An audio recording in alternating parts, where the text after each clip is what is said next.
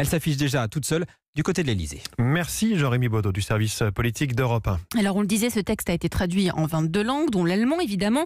Et on va voir comment les propositions d'Emmanuel Macron sont perçues du côté de Berlin, où vous vous trouvez pour Europe 1. Hélène Kohl, une bonne partie des médias allemands s'intéressent à ce texte.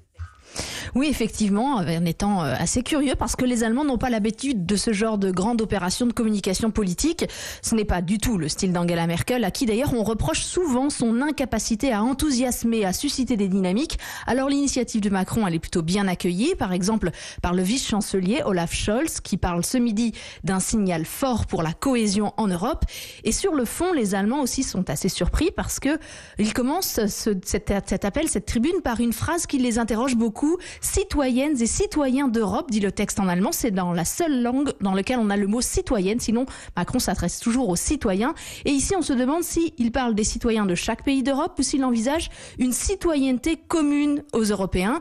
Le ministre des Affaires européennes, Michael Roth, s'interroge sur Twitter depuis ce matin sur cette notion.